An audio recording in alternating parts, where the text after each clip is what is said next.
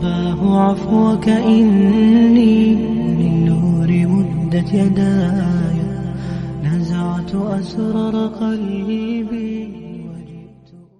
أعوذ بالله من الشيطان الرجيم. بسم الله الرحمن الرحيم. وقال نسوة في المدينة امرأة العزيز تراود فتاها عن نفسه قد شغفها حبا إنا لنرى في ضلال مبين. سورہ یوسف رکو نمبر 3 سے اللہ تعالیٰ فرما رہے ہیں کہ جب لوگوں کو مصر کے لوگوں کو پتہ چلا کہ عزیز مصر کی بیوی یعنی زلیخا جنہوں نے یوسف علیہ السلام کو ورگلایا ہے، اسے قرآن نے کہا وقال نسوۃ فی المدینہ، اس شہر کی عورتوں نے کہا جو امرأۃ العزیز تراود فتاها عن نفسی، کہ عزیز مصر کی جو بیوی ہے اس نے اپنے اس غلام کو اپنے اوپر ورگلایا ہے اور قد شغفها حبا، اور ان کی محبت میں اس پہ فریفتہ ہو گئی ہے.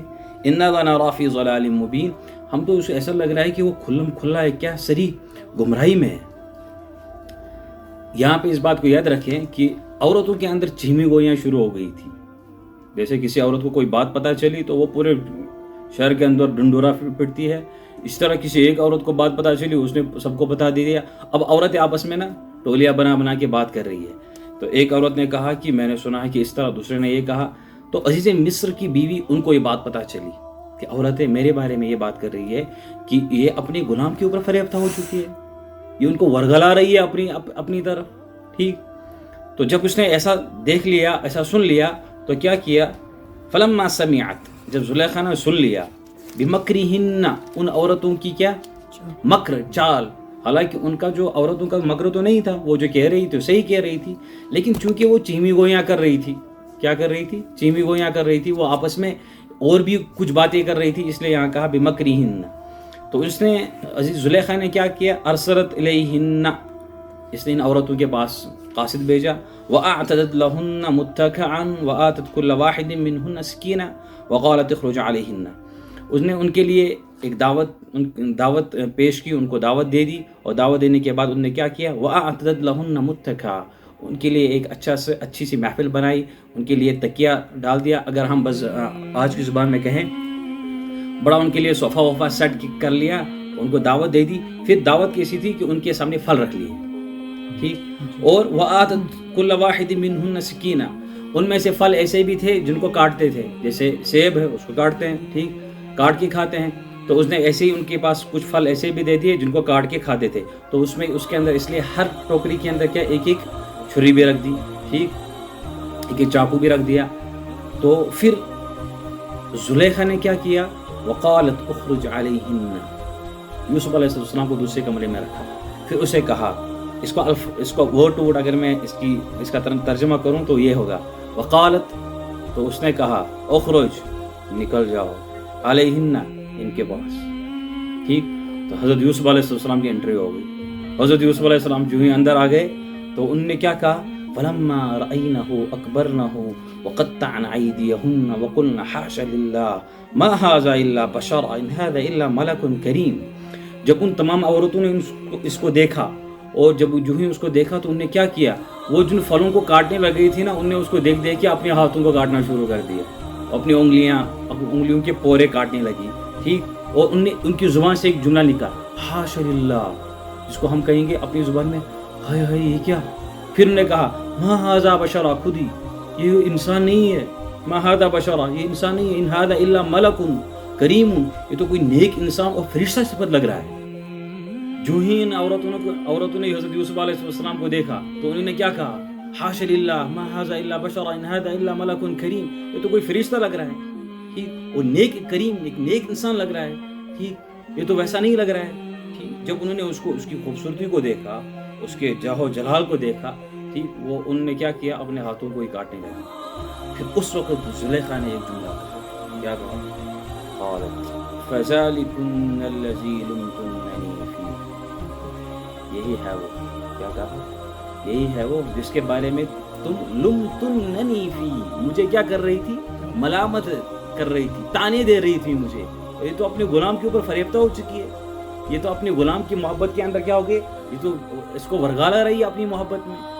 وَلَقَدْ رَاوَدتُّهُ عَن نَفْسِي فَاسْتَعْصَمَ وَلَئِن لَّمْ يَفْعَلْ مَا آمَرَهُ لَيَسْجُنَنَّ وَلَيَكُونَ مِنَ الصَّاغِرِينَ. ٹھیک.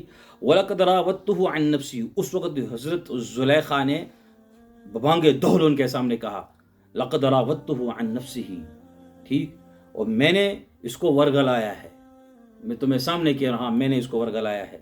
فاستعصم، لیکن یہ بندہ ایسا نکلا کہ اپنے کسی پتہ اپنے فعل کے اوپر کیا تھا، اپنے جذبے کے اوپر قائم رہا.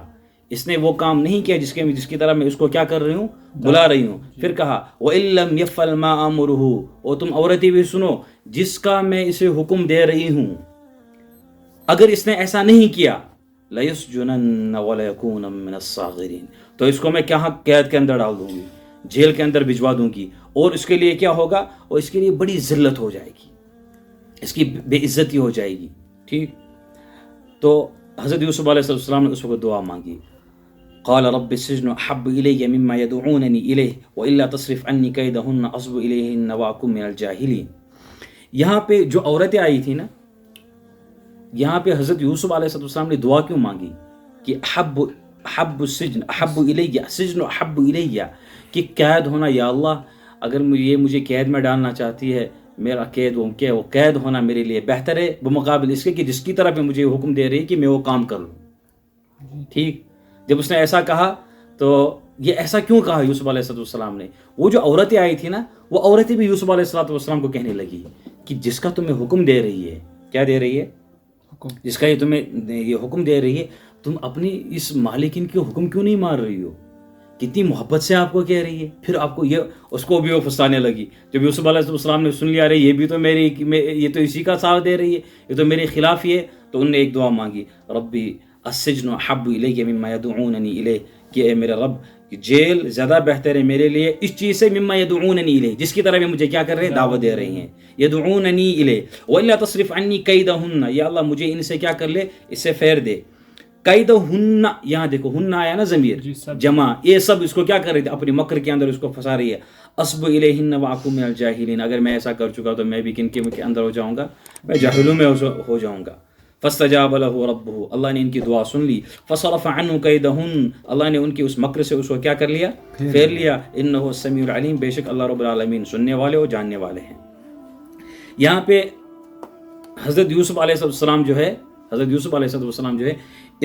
ان کو وحی آئی، جو ہی ان کو قید کر دیا گیا تھا نا، اس وقت ان کو وحی آئی کہ آپ نے یہ کیوں مانگا تھا اس وقت، ہم آپ کو جیل میں نہیں بھجواتے. ٹھیک. وہی آ گئی.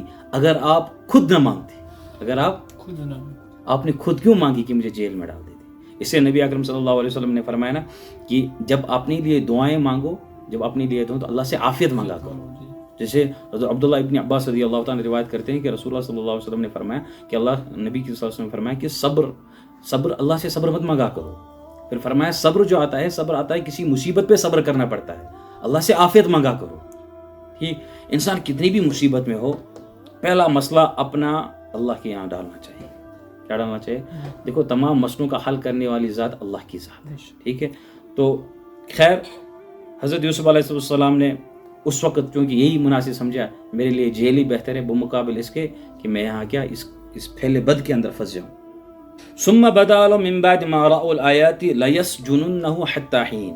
پھر کیا ہوا، پھر ان کو یہ لگا، کن کو لگا، جو عزیز مصر تھا اور جو ان کے وزیر وغیرہ تھے، چونکہ لوگوں کے اندر یہ بات پھیل گئی تھی، لوگوں کے اندر یہ بات پھیل گئی کہ ان کی بیوی ان کے اوپر کیا ہو گئی ہے، فریفتہ ہو گئی ہے. اب چونکہ تھوڑی سی بدنامی بھی ہو گئی ہے، لوگوں کی چیمی گویاں بھی سننی پڑی.